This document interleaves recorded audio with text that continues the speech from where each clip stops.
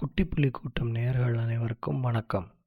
2021ஆம் ஆண்டு நடந்த சட்டமன்ற தேர்தலில் கன்னியாகுமரியில் உள்ள விளவங்கோடு தொகுதியில் காங்கிரஸ் கட்சி சார்பாக விஜயதரணி 3வது முறையாக எம்எல்ஏவாக செலக்ட் ஆகிறாங்க. ஆனால் இவங்க ரீசண்டாக பிஜேபியில் ஜாயின் பண்ணதுனால அவங்களோட எம்எல்ஏ பதவியை அவங்க ராஜினாமா பண்ணியிருக்காங்க.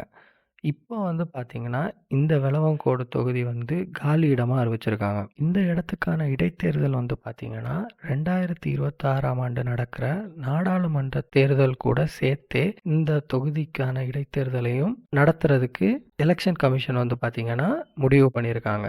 அப்போ இந்த 2026ஆம் ஆண்டு நடக்கக்கூடிய இடைத்தேர்தலில் தமிழக வெற்றிக் கழகம் சார்பாக தலைவர் விஜய் யாரையாச்சும் நிறுத்தி ஆழம் பார்ப்பாரா அப்படின்ற மாதிரி ஒரு கொஸ்டின் இப்போ எழுந்திருக்கு. அதுக்குள்ள இப்போ அவர் என்ன முடிவு எடுத்திருக்காருன்றது தான் நம்ம இந்த வீடியோவில் நம்ம பார்க்க போகிறோம்.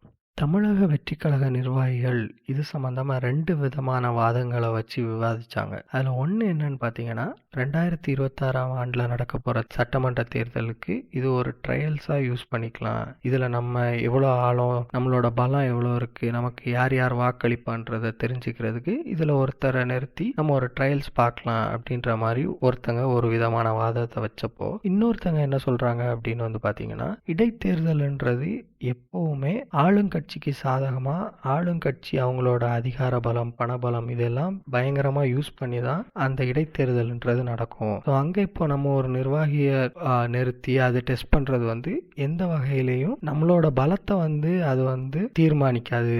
அது எப்படியும் ஆளுங்கட்சிக்கு சாதகமாக போக போகுது. ஸோ அதனால் இந்த தடவை பார்த்தீங்கன்னா, நம்ம தேர்தலில் போட்டியிட வேண்டாம். நம்ம முன்னாடியே முடிவு பண்ண மாதிரி நம்மளோட கட்சியின் பலத்தை விரிவுபடுத்திட்டு அதுக்கப்புறம் 2026ஆம் ஆண்டு நடக்க போகிற சட்டமன்ற தேர்தலில் 234 தொகுதிகள்லேயும் நம்ம நிர்வாகிகளை நிறுத்தி நம்ம கண்டிப்பாக போட்டியிடலான்ற மாதிரி இன்னொரு தரப்பு வாதம் வச்சாங்க.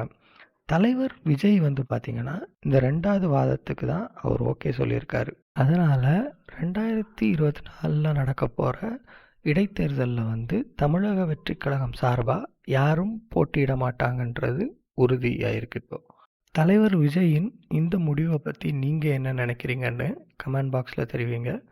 மற்றும் நம்ம கழக தோழர்களுக்கு இந்த வீடியோவை பகிர்ந்து கொள்ளுங்கள். அதுக்கப்புறம் பார்த்தீங்கன்னா, மேலும் இதுபோல் அரசியல் சம்பந்தமான அப்டேட்ஸுக்கும் தமிழக வெற்றிக் கழகத்தின் அப்டேட்ஸுக்கும் நம்ம சேனலை சப்ஸ்கிரைப் பண்ணிக்கோங்க. நம்ம கம்யூனிட்டியில் ஜாயின் பண்ணிக்கோங்க. நன்றி, வணக்கம்.